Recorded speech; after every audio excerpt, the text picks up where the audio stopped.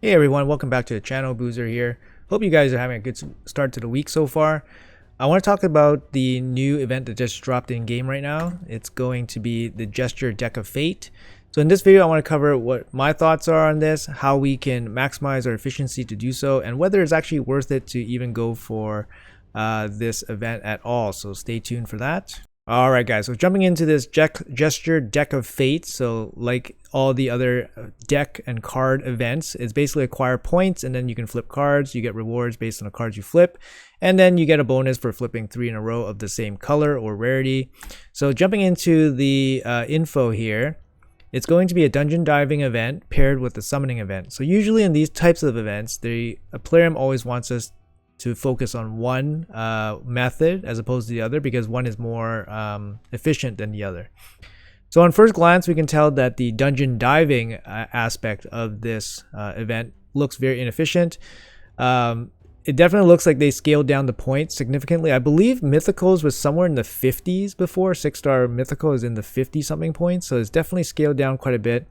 I believe the math for this turns out to be if you're doing dungeon 20, you're getting just under 1 point per energy, and if you're doing hard 10, it's about 8.85 points per energy.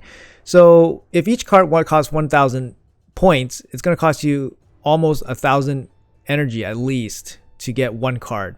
So that doesn't sound very reasonable considering there's 40 cards, so there's 40,000 total points. It just doesn't sound reasonable.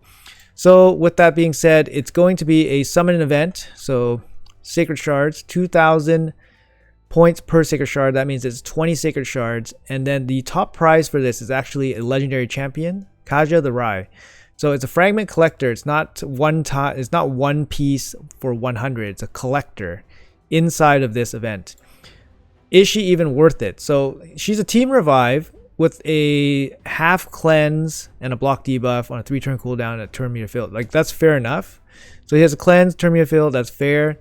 And then a revive with turn meter HP and some buffs, which is fair. These are all kind of standard nowadays. This move is actually kind of weak because usually it should be just a full cleanse, but this is only a 2 random debuff. So it's not a full cleanse, but it's close enough. It's not bad. Our A1 is okay. She has a turn meter protection passive. Again, it's okay. Speed aura, she's base speed is 112 at level 60, which is very high, and she has a speed aura of 19, which is very solid. Overall, she's probably an above average, above average team revive champion.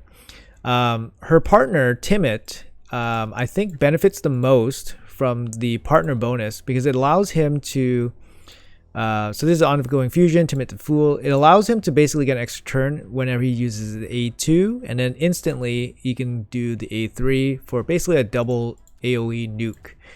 The first nuke doesn't have any debuffs, so you don't have to worry about getting sheeped. Second nuke, you do have to worry about getting sheeped and all that stuff. Both moves are on long cooldowns, so you basically got one chance at a nuke. I don't think he hits very hard. His multipliers are not super impressive or anything like that. So overall, you're using 2 legendary champions for a okay double nuke that probably won't kill anybody in any like high tier arena. So it's not a great partner bonus in my opinion. I'm really negative on it. I see myself having no use for either of these champions or together.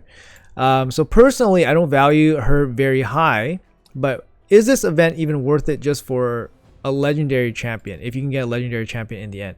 So keep in mind that if you pull, for example, 20 sacred shards, you can flip all 40 cards, you guarantee yourself 100 fragments. That gives you 20 champions plus one legendary champion.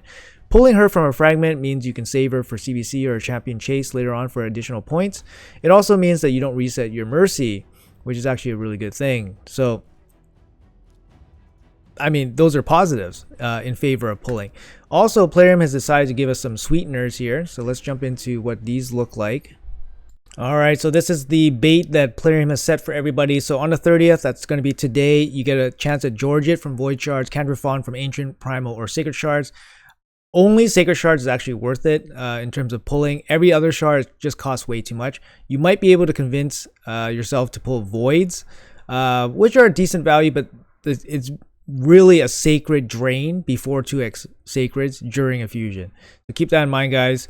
Tomorrow we're gonna have 10x for Valkynin from Void Shards. I wouldn't really pull 10x for Valkynin. He's a cool champ, but definitely not anybody you want to go all in for, I think. Prince Kymar from Ancient, Primal, and Sacreds, I think is actually probably worth it. So if you're going to pull Sacreds, you're probably going to pull for Kymar tomorrow. Makes the most sense. And then on Wednesday, you're going to have 10x for Hegemon. Totally out of the meta right now. He's super fun in low arena. Like, he's good for speed farming gold 5 classic and like low live arena. And then you have Ultimate Death Knight here from the Sacred Ancient and Primal, which is, again, not going to be something that most people will be doing since he was a free champion, etc., etc. So not the most insane bait or incentive to pull for this deck of Fate.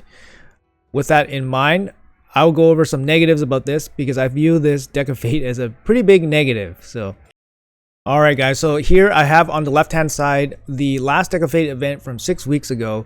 You can see that at that event we had 3 extra epic cards, and now they've been removed and placed into the common cards section.